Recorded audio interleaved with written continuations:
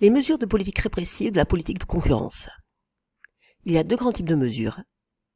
La lutte contre les cartels et la lutte contre les abus de position dominante. Étudions les mesures de lutte contre les cartels de l'Union européenne. Un cartel est une entente formelle entre quelques entreprises. Elles peuvent s'entendre sur les prix, mais aussi sur le partage de marché ou de zones géographiques, ou encore elles peuvent s'entendre sur des quotas de production. Leur objectif est l'augmentation des profits des membres du cartel. Ainsi, un cartel est une pratique anticoncurrentielle, puisqu'il va augmenter le bénéfice des membres du cartel au détriment des concurrents. En effet, il va y avoir une augmentation des prix. Mais aussi, ce cartel va réduire le bien-être du consommateur, puisque la qualité du produit ne va pas augmenter car les entreprises n'y veulent pas. Dans ces conditions, l'Union européenne va essayer de lutter contre les cartels. La première solution, c'est les amendes. Au maximum 10% du chiffre d'affaires mondial des entreprises.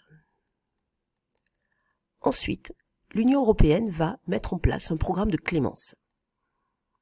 Une entreprise impliquée dans une entente, si elle dénonce et apporte la preuve de cette entente, va bénéficier d'une immunité. Elle n'aura pas de sanction.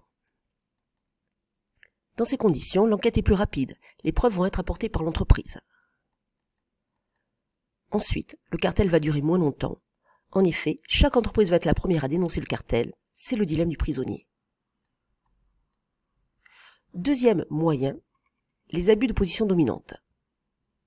Il faut d'abord distinguer position dominante et abus de position dominante. Une entreprise en position dominante peut agir sans se soucier des autres entreprises et des clients.